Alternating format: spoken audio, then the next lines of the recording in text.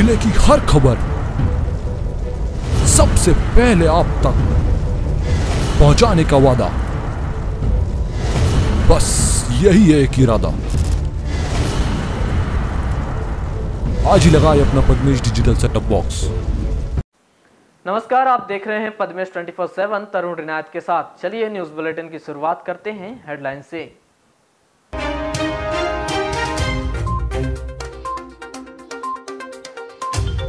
वैकल्पिक व्यवस्था के लिए बनाया गया लामता नैनपुर मार्ग एक बार फिर हुआ बंद। बारिश के पानी में बहा डायवर्जन पुलिया, आवागमन हुआ अवरुद्ध।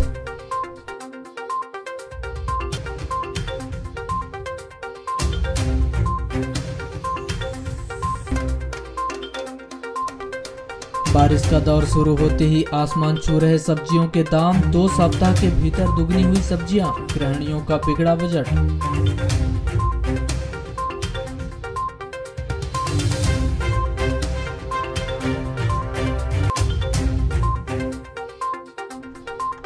लगातार हो रही बारिश से बढ़ा वैनगंगा नदी का जलस्तर। वैनगंगा नदी का छोटा पुल डूबने से बना सेल्फी पॉइंट। सुरक्षा के नहीं दिख रहे पुख्ता इंतजाम।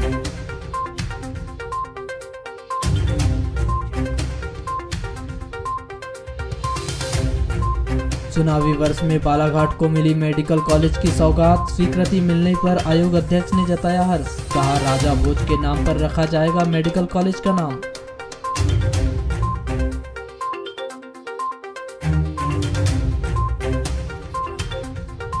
वार्ड नंबर 6 मरारी मोहल्ला में बारिश से धराशायी हुआ कच्चा मकान। जान बचाकर घर से भागे लोग। घर में रखे खाने की सामग्री सहित अन्य सामग्री हुई क्षतिग्रस्त। रामपाली थाना अंतर्गत ग्राम के हाई स्कूल चौक पर 28 जून को रोड किनारे खड़े एक मोटरसाइकिल चालक को संजीवनी 108 ने टक्कर मार दी। यह टक्कर इतनी जबरदस्त थी जिसमें मोटरसाइकिल संजीवनी 108 के नीचे आ गिरी। प्राप्त जानकारी के अनुसार 28 जून की दोपहर करीब 3 बजे बोट्टे झरी निवासी मोटरसाइकिल चालक अपने किसी कार्य से रामपाली गया हुआ था, जो हाई स्कूल चौक पर मोटरसाइकिल पर खड़ा हुआ था। तभी रामपाली बस स्टैंड की ओर से आ रही संजीवनी 108 वाहन वह हाई स्कूल चौकी से टर्निंग काटते हुए मोहगांव खुर्द की रोड की ओर मुड़ा। इस दौरान रोड किनारे मोटरसाइकिल व चालक को संजीवनी 108 ने जबरदस्त टक्कर मार दी। टक्कर इतनी भयानक थी कि मोटरसाइकिल संजीवनी 108 के नीचे आ गई और चालक की खुशकिस्मती थी कि वह दूसरी ओर जा गिरा, जिसे मामूली चोटें आई है। यह टक्कर की आवाज सुनता देख आसपास के लोग दौड़कर चले आए, जिन्होंने मोटरसाइकिल चालक का हालचाल जाना। उसके बाद मामले की जानकारी पुलिस को दी। रामपाली पुलिस ने मौके पर पहुंचकर संजीवनी 108 और मोटर चालक दोनों को थाने लेकर गए, जहां पर दोनों के माध्यम से समझौता कराते हुए मामले में किसी प्रकार की शिकायत नहीं करने की बात कही गई, जिसके बाद पुलिस के द्वारा दोनों को छोड़ दिया गया। दुष्कर्म के मामले में न्यायालय से जमानत पर छूटने के बाद दुष्कर्म के एक आरोपी ने अपनी दरिंदगी दिखाते हुए 65 वर्षीय वृद्धा के साथ जबरदस्ती दुष्कर्म किया और इस वृद्धा को बेरहमी पूर्वक मारपीट करके फरार हो गया है। यह घटना 26 जून को दिन दहाड़े बैहर थाना क्षेत्र में आने वाले एक गांव में हुई। घायल वृद्धा को बैहर अस्पताल में भर्ती किया गया है। बैहर पुलिस ने इस वृद्धा के द्वारा की गई रिपोर्ट पर आरोपी छोटू और परदेसी ध्रुवे के विरुद्ध बलात्कार और मारपीट करने का आरोप में अपराध दर्ज कर तलाश शुरू की है। प्राप्त जानकारी के अनुसार 65 वर्षीय वृद्धा अपने परिवार के साथ खेती मजदूरी का कार्य करती है। सन 2021 में परदेसी ध्रुवे पर एक नाबालिग लड़की के साथ दुष्कर्म करने का आरोप में बैहर पुलिस ने उसके विरुद्ध अपराध दर्ज किया था। इस मामले में परदेसी ध्रुवे को पकड़ने में इस 65 वर्षीय वृद्धा और उसके बेटे ने पुलिस की मदद की थी। इसी को लेकर परदेसी ध्रुवे रंजिश बनाए हुए था। हाल ही में विद्वान अदालत ने परदेसी ध्रुवे की जमानत याचिका मंजूर करते हुए उसे जमानत पर छोड़ दिया था। जमानत पर छूटने के बाद परदेसी ध्रुवे घर आया था और वह 65 वर्षीय वृद्धा से रंजिश भुनाने की फिराक में 26 जून को करीब 4 बजे यह 65 वर्षीय वृद्धा अपने गांव के मुकेश की दुकान से साबुन खरीदकर अपने घर पैदल जा रही थी। तब रास्ते में सुखलाल मरकाम का टूटा हुआ मकान तक छोटू उर्फ परदेसी ध्रुवे ने वृद्धा के पीछे पीछे आया और उससे दरिंदगी दिखाते हुए इस वृद्धा को पकड़कर उसके टूटे मकान पर ले जाकर पटक दिया और उसके साथ जबरदस्ती दुष्कर्म किया। वृद्धा के चिल्लाने पर परदेसी ध्रुवे ने इस वृद्धा को पटक पटक कर मारपीट किया, जिससे वृद्धा के सिर में चोट लगने से वह घायल हो गई। परदेसी ध्रुवे के वहां से फरार होने के बाद यह वृद्धा बमुश्किल उठकर पेड़ के नीचे बैठकर रो रही थी। तभी गांव की एक महिला ने उसे उठाकर अपने घर ले आई। वहीं कुछ देर बाद इस वृद्धा के बेटा और बहू आ गए, जिसे वृद्धा ने घटना के संबंध में बताई, जिसके बाद इस वृद्धा को उसके बेटे और बहू ने बैहर अस्पताल में ले जाकर भर्ती किए थे। बैहर अस्पताल ने इस वृद्धा से संबंधित एक तहरीर पुलिस थाने में दी थी। उप निरीक्षक फुलकली तिलगाम ने अस्पताल पहुंचकर इस वृद्धा के बयान दर्ज किए। इस वृद्धा द्वारा दिए गए बयान के आधार पर छोटू उर्फ परदेसी ध्रुवे के विरुद्ध धारा 376, 323 भारतीय दंड विधान के तहत अपराध दर्ज किया गया।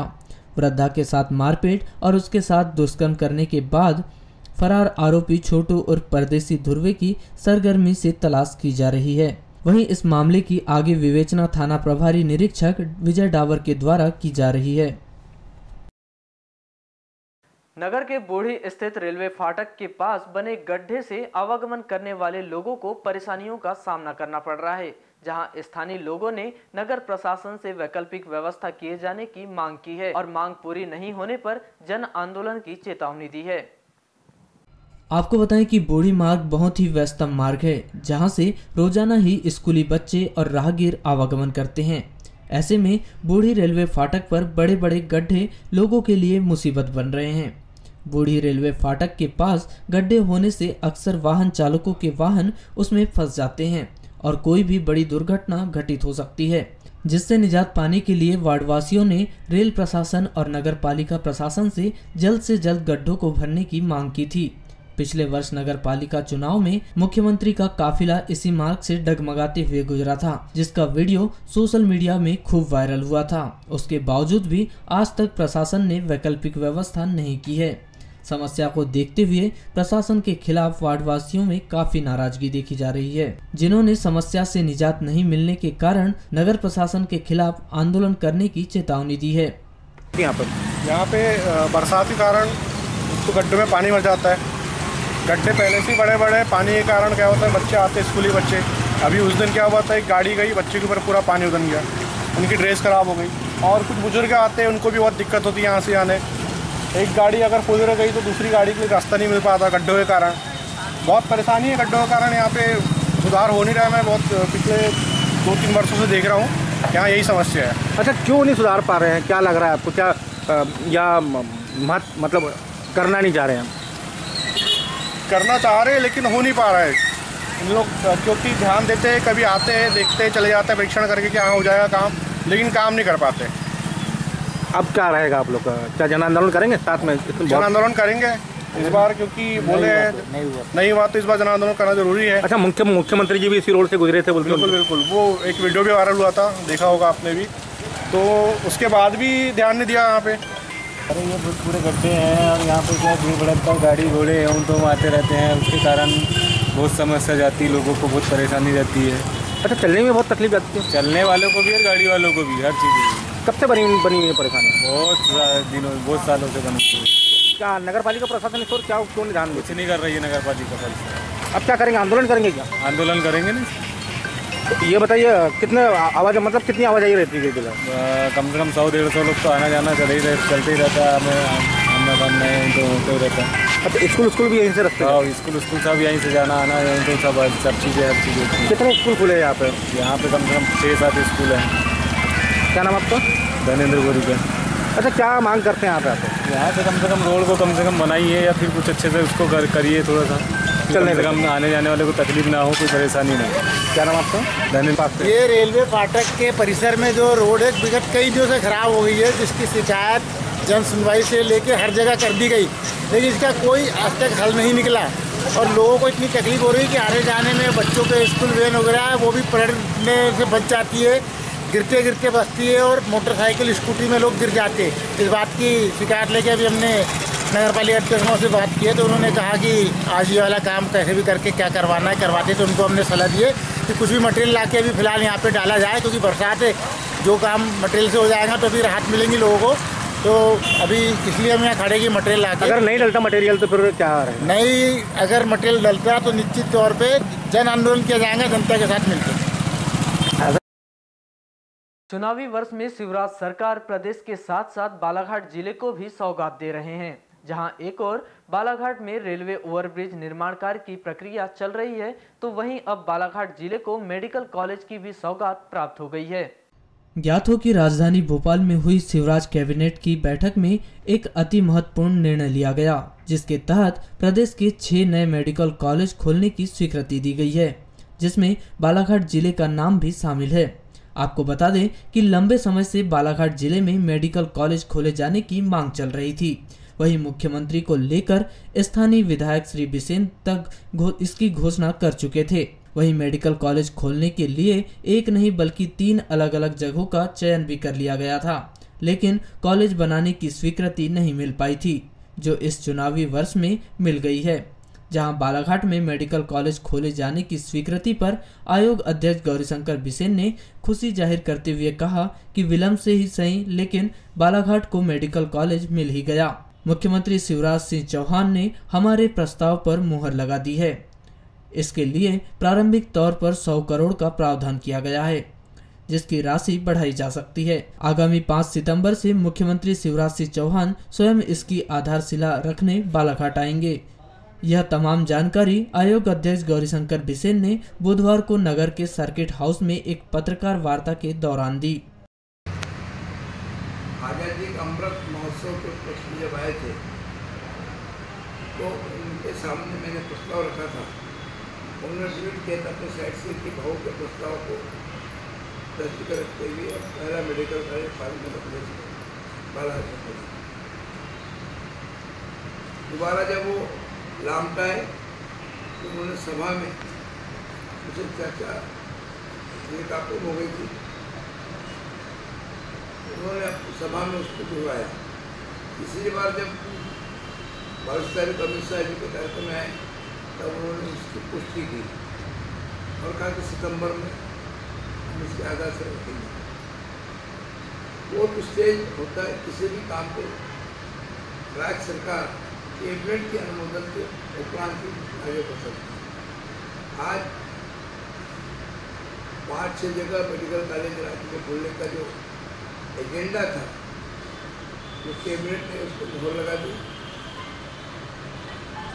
और उन प्रस्तावों में हमारे बालाघाट का स्थान, जैसा कि हमारा कार्यक्रम निर्धारित है, जो कोई बड़ा कारण नहीं बना, 5 सितंबर से पूर्व माननीय मुख्यमंत्री का बालाघाट प्रवास होगा और हमारे हिसाब से तो हमने 5 तारीख को ही मुख्य तौर पर माना है। यदि समय अनुकूल रहा तो 5 सितंबर को माननीय मुख्यमंत्री बालाघाट आएंगे और मेडिकल कॉलेज के आधार पर रहेंगे। वहीं नगर में जगह जगह हो रहे निर्माणाधीन कार्यों की गुणवत्ता को लेकर पूछे गए सवाल के जवाब में आयोग अध्यक्ष श्री बिसेन ने कहा कि नगर पालिका के इंजीनियरों को निकम्मे की उपाधि है। यह एक सवाल के जवाब में उन्होंने स्वीकार किया कि स्टेशन रोड के निर्माण में ठेकेदारों की लापरवाही है।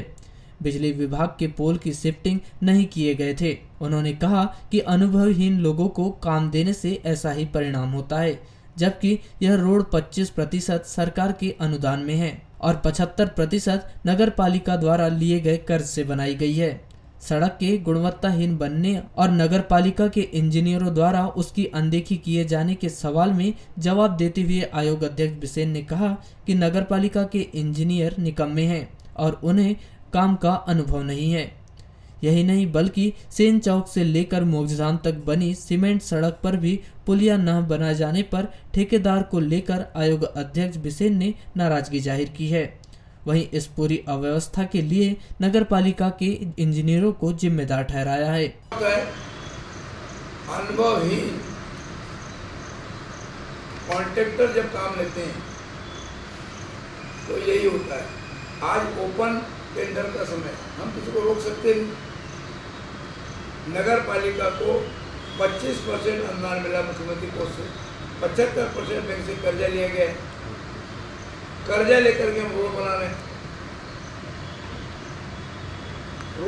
हैं, गाड़ी पटाएगी नगर पालिका। वो नीति ऐसी थी कि उसको 25% लगभग को मिला है अनुदान, 16% उधार लेकर के बनाना पड़ा। उस ठेकेदार को तो मेरे ख्याल से जीवन में किसी ने इतना काटने बरोबर जितना मैं वो सबको साल को जब आपका पास बल का कार्य नहीं है। अब मैं इससे ज्यादा नहीं कह सकता। नगर पालिका के इंजीनियर क्या कर रहे हैं अगर घटिया काम हो रहा है? इंजीनियर क्या कर रहे हैं? निकम्मे है, काम करने का ज्ञान नहीं, काम करना नहीं, उनके ऊपर मोह कोई पर्दा न हो। पिल्लर खड़े किए।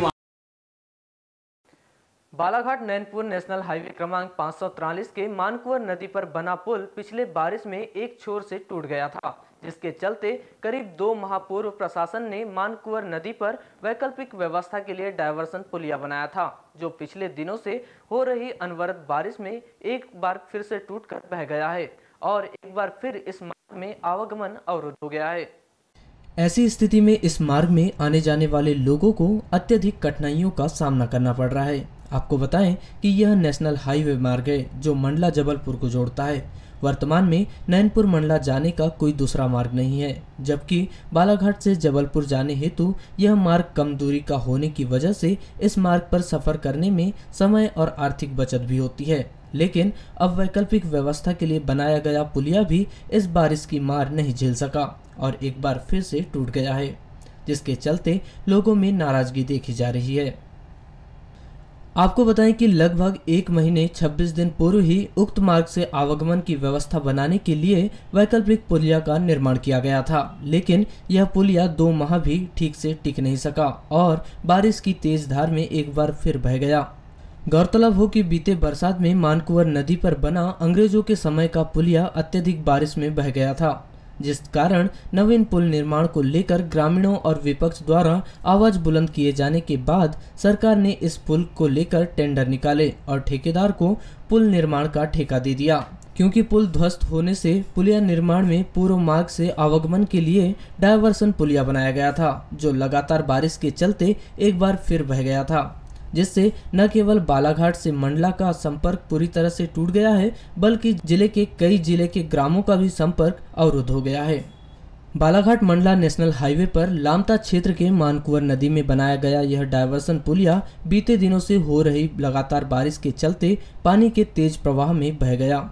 चूँकि लामता क्षेत्र मानकुवर नदी पर बना पुलिया प्रदेश के राज्य मंत्री रामकिशोर कावरे की विधानसभा क्षेत्र में आता है। यही नहीं बल्कि यह 2 जिलों को आपस में जोड़ने वाला नेशनल मार्ग का एक हिस्सा होने से सवाल उठना लाजमी था, जिसके बाद आनन फानन में यहां एक फिर डायवर्सन पुलिया बनाया गया था।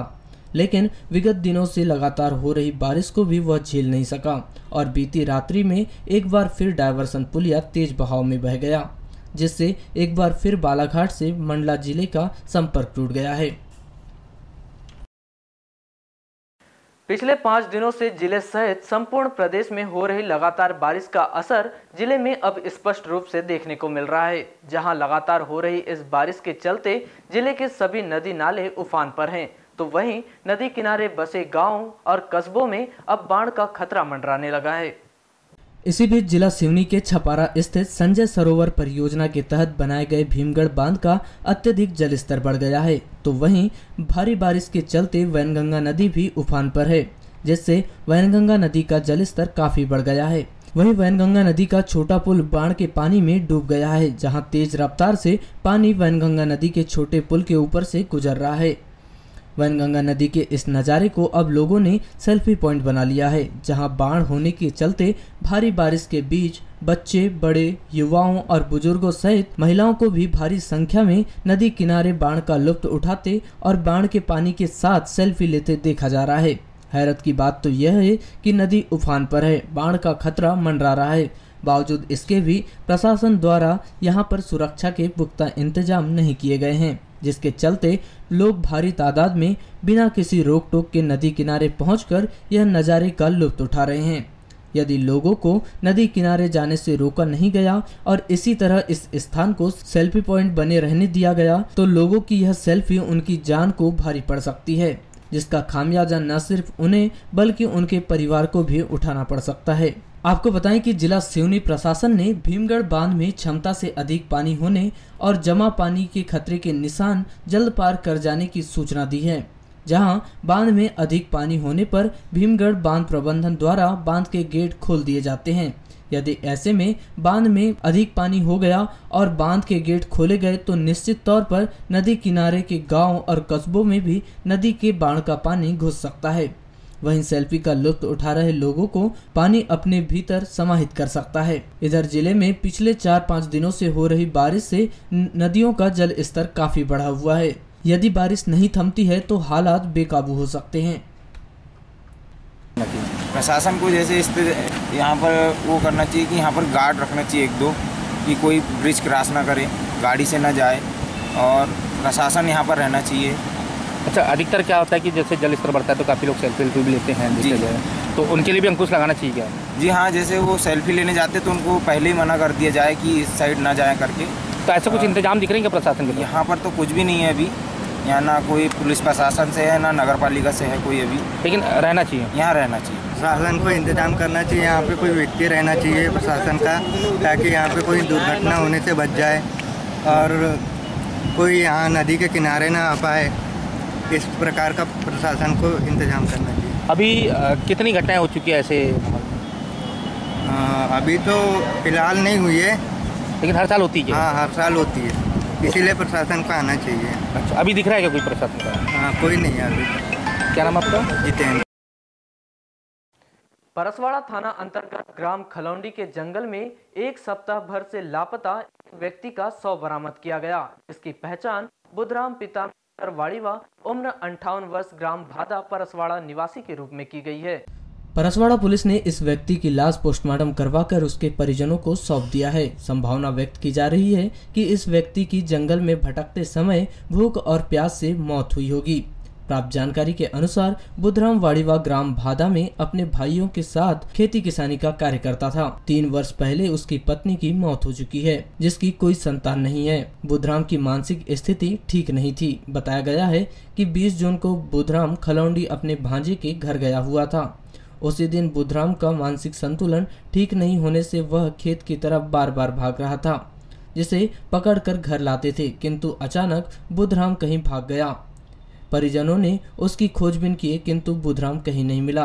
28 जून को खलौंडी जंगल में एक पेड़ के नीचे एक व्यक्ति का शव देखा गया। शव काफी खराब हो चुका था। कपड़ों के आधार पर इस व्यक्ति की पहचान बुधराम वाड़ीवा ग्राम भादा निवासी के नाम से की गई। सूचना मिलते ही परसवाड़ा थाने से निरीक्षक जितेंद्र बघेल अपने स्टाफ के साथ मौके पर पहुंचे और मौके पर कार्यवाही की। बुधराम की लाश पंचनामा कार्यवाही पश्चात शव पोस्टमार्टम करवाकर उसके परिजनों को सौंप दिया गया। बुधराम की मौत अभी किस वजह से हुई है, फिलहाल यह स्पष्ट नहीं हो पाया है। पोस्टमार्टम रिपोर्ट आने के बाद ही यह स्पष्ट हो पाएगा, किंतु संभावना यह व्यक्त की जा रही है कि वह जंगल में भटक गया होगा और उस समय तेज धूप और गर्मी की वजह से पानी नहीं मिलने से उसकी मौत हो गई होगी। पुलिस ने आगे मर्ग कायम कर जांच शुरू कर दी है। नगर में पिछले 5 दिनों से जारी बारिश का हरी सब्जियों पर व्यापक असर देखा जा रहा है। जहां टमाटर दिन ब दिन लाल होता जा रहा है, तो वहीं मिर्ची के दामों में जमकर तेजी होती नजर आ रही है। इसके अलावा अन्य सब्जियों के भी तेवर चढ़े हुए हैं। जहां इस बारिश में हरी सब्जियों की आवक कम होने के चलते हरी सब्जियों के दाम आसमान छू रहे हैं, तो वहीं महंगाई का स्पष्ट असर इन दिनों सब्जी मंडियों और बाजार में देखने को मिल रहा है, जिसके चलते गृहिणियों का बजट एक बार फिर बिगड़ गया है। आलम तो ये है कि अब लोग हरी सब्जी खरीदने की जगह दाल, बेसन, कढ़ी बनाने में ही अपनी समझदारी दिखा रहे हैं, जिसकी असली वजह लगातार बारिश होने, उत्पादन कम होने और सब्जियों की बाहरी आवक नहीं होना बताया जा रहा है। हरी सब्जियों की इन बढ़ी हुई कीमतों से जहां एक और आम आदमी परेशान है, तो वहीं ग्राहकी नहीं होने से सब्जी विक्रेता को भी भारी परेशानियों का सामना करना पड़ रहा है। आपको बताएं कि करीब 2 सप्ताह से लगभग सभी सब्जियों के दाम में लगातार इजाफा हो रहा है, जो अब भी जारी है, जिसके चलते हरी सब्जियों से लोग दूरी बना रहे हैं और उसी में अपनी समझदारी दिखा रहे हैं। करीब 2 सप्ताह पहले 20 रुपए किलो बिकने वाला टमाटर आज 80 रुपए किलो और 100 रुपए किलो बिक रहा है। करेला 60 रुपए किलो बिक रहा है, तो वहीं अरबी सीधे 45 रुपए किलो पहुंच गई है। वहीं फूल गोभी 60 रुपए से 70 रुपए किलो, शिमला मिर्च 70 से 80 रुपए किलो, हरी मिर्च 100 रुपए किलो और अदरक 220 रुपए किलो तक बाजार में बिक रहा है। वहीं रोजाना इन कीमतों में इजाफा भी हो रहा है और आगे भी इनकी कीमतों में इजाफा होने की संभावनाएं जताई जा रही है। बारिश की वजह से स्थानीय क्षेत्रों से आने वाली सब्जियों की खेती में असर पड़ा है। यही कारण है कि सब्जियों की आपूर्ति प्रभावित हुई है। जिले के विभिन्न ग्रामीण क्षेत्रों में किसानों के द्वारा भारी मात्रा में सब्जी का उत्पादन किया जाता है, लेकिन पिछले दिनों से लगातार हो रही बारिश की वजह से सब्जियों की फसलें प्रभावित हो गई है। वहीं अच्छी बारिश होती देख किसानों ने सब्जी की जगह अब धान की फसल लगाने की तैयारी भी शुरू कर दी है, जिससे हरी सब्जियों का उत्पादन घट गया है और उत्पादन घटते ही सब्जियों की मांग अधिक हो गई है और मांग बढ़ने से सब्जियों के दाम में दोगुना इजाफा हो गया है। क्या लगता है अभी सब्जियों के रेट कैसे हैं? अभी हमारे उधर से बहुत महंगा है यहाँ। तो यहाँ बालाघाट में बहुत महंगा है? कितने महंगा हो गया? टमाटर 100 रुपए किलो जा रही है, मिर्ची 50 रुपए पाव बोल रहे हैं। गर्मी में कैसे रेट थे? 20 रुपए 10 रुपए किलो टमाटर। तो बारिश की वजह से रेट में बढ़ेगा क्या? भट्टा 30 रुपए किलो। हाँ। टमाटर 80। हाँ। कद्दू 30 रुपए किलो। हरी मिर्च? हरी मिर्च मेरे पास नहीं है। नहीं तो हरी मिर्च फिर भी कैसे रुपए किलो बिक रही है? होगी 80 रुपए किलो। 80 रुपए किलो। तो अभी बारिश की वजह से दाम बढ़ गए हैं क्या? गर्मी में कैसे रेट थे? गर्मी में सस्ते थे, अभी बढ़ गए हैं। भैया बहुत ज़्यादा फर्क पड़ रहा है। मार्केट में ऐसा है कि टमाटर मंडी में बिक रहा 1500 रुपये की रेट, 1400 रुपये की रेट। हमने लाए हैं 1300 रुपये की रेट का टमाटर। 25 किलो की भर्ती कैरेट सही थी, कैरेट 1.5 किलो की रहती है और उसमें फेंकने के बाद टमाटर हमारे हाथ में 19 किलो आ रहा है। एक कैरेट में टमाटर 3.5 किलो फेंकने का निकल रहा है। ये देखो 35 किलो टमाटर इधर रखा हुआ है। 35 किलो टमाटर फेंकने का निकल गया 10 कैरेट में। अब इसको मार्केट में बिक रहा है 100 रुपये किलो, जब भी हम 70 रुपये किलो बेच रहे हैं। क्या ऐसा है कि हमारी टमाटर के बगैर दुकान नहीं चलती। शुरू से टमाटर बेचते आ रहे हैं तो ग्राहक यहाँ 2 पैसा सस्ता मिलेगा करके आते हैं। जब भी हम जिस धान के 70 रुपये किलो बेच रहे हैं, 40 का आधा किलो चला रहे हैं। और क्या क्या महंगा हुआ है मार्केट में? फूल गोभी महंगी हो गई है, मिर्ची महंगी हो गई। मिर्ची 150 रुपये किलो बिक रही है, हरी मिर्ची है। धनिया बिक रहा है 160 रुपये किलो। अदरक लहसुन? अदरक के तो रेट तेजी हो गए हैं। 250 रुपये 260 रुपये किलो थोक में बता रहे हैं अदरक मंडी में। यहाँ क्या बेच लेंगे? 80 रुपये 90 रुपये पाव अदरक नहीं बिकता है। 250 का ला के कचरा निकाल के क्या भाव बेचेंगे हम बताइए। बहुत परेशानी हो रही है यहाँ। टमाटर भट्टा गोभी बेचते थे 25 रुपये का हरा भट्टा बता रहे, उसमें भी पूरा सड़ा। जी बताएंगे, सब्जी लेने आए हैं आप, कितनी महंगी हो गई सब्जियाँ यहाँ पर?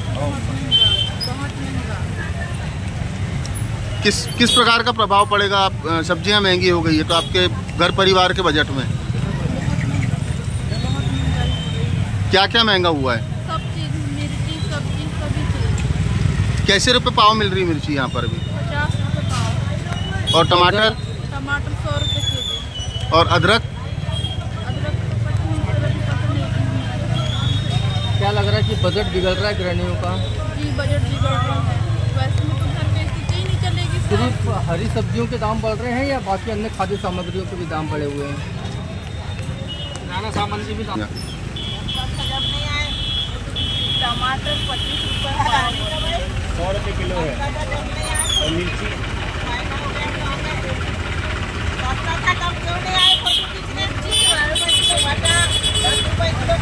यानी महंगे हो गए हैं रेट सब। गर्मी में सस्ते थे, थोड़ा सस्ता है। अभी बारिश में महंगे हो गए। क्या नाम है जी आपका?